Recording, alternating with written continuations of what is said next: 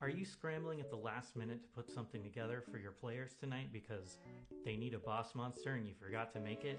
Well, you're in luck because today we're going to talk about how to make a boss monster. So we're going to do this in 3 parts. The 3 parts are determining health and AC, determining actions and abilities, and then determining everything else. So let's start with health and AC. The first thing you're going to do is you're going to take the health totals from each one of your players and you're going to add them all together. That is the new health total of your monster. You may be thinking that sounds like a lot of health, and it is, but the thing that's going to balance it out is when we determine action and abilities, so let's save it for now. Next, to determine AC, you are going to take your average player's 2-hit modifier for their main attack. For fighters, this would be their weapon attack. For casters, this would be their cantrip 2-hit modifier.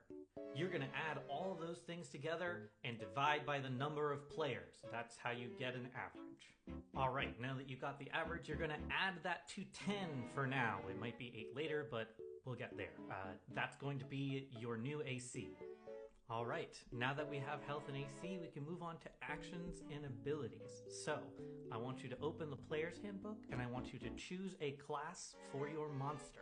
Now you're going to level this monster up in that class up to only 2 above your player's current level.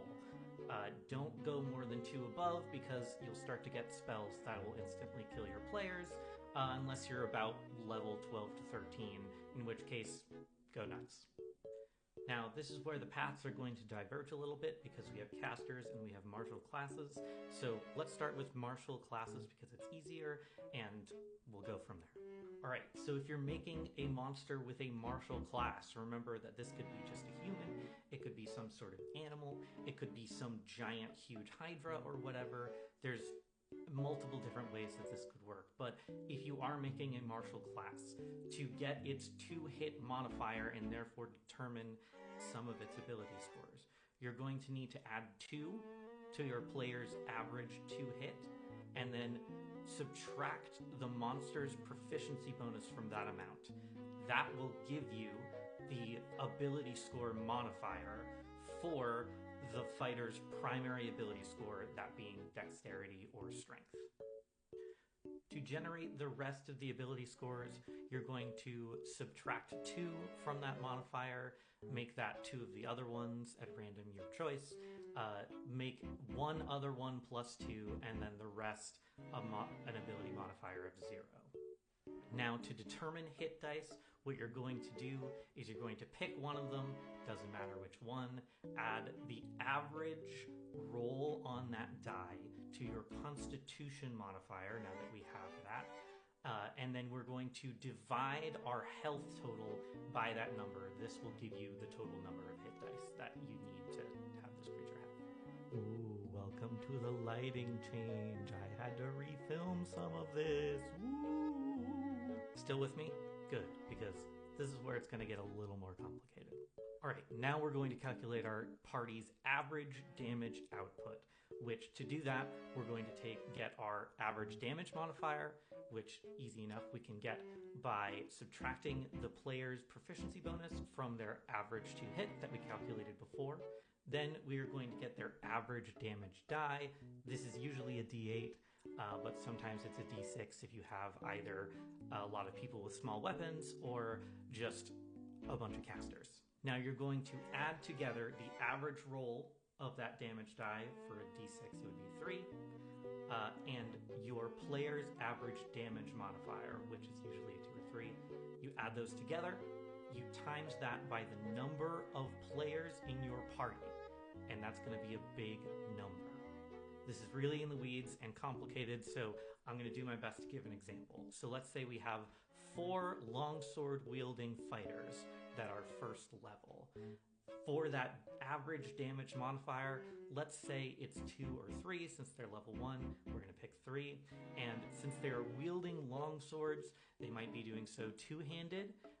So let's say the average damage roll that they would get is a 5.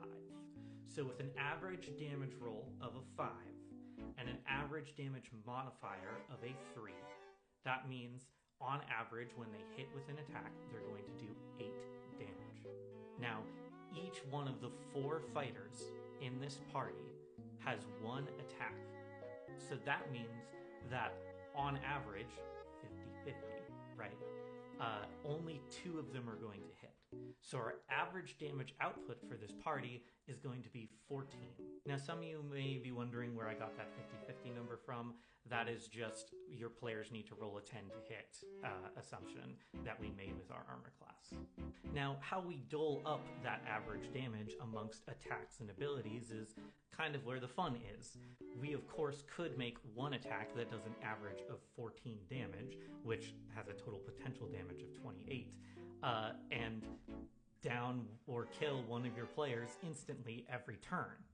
But that does have the downside of you only having a 50-50% chance to hit the player and actually down them. Whereas if you dole up the attacks a different way, you could give 2 chances to hit that each do a potential of 7 damage and just make it easier for the monster to hit your players. This is where the differences of being a spellcaster can come in. For example, you could have a first level spell, i.e. Burning Hands or something, upcast to 2nd level so that it's 4d6, have an average damage of around 12, and if they get to cast Burning Hands every turn, then all of a sudden you're doing average damage with just 1 spell. The other dimension that we can think about with spellcasters is effects, right? Conditions. If we paralyze someone for a turn or stun them, then they can't attack, and the average damage of that turn goes down, and therefore your caster doesn't need to do as much damage as it might if there was no way to stop your players. Alright, now that we've done that, we're home free. We can do everything else. And to be honest, it's pretty open-ended. You can do whatever you want here. The only hard and fast rules I'll give here is anything that's balanced should have a 50-50% chance to actually happen. If you lower the AC, increase the health, and vice versa. And if it's not the main mechanic, keep the creature's movement speed between 30 and 60 feet. But anyways, that's just a theory. And you can play however you want.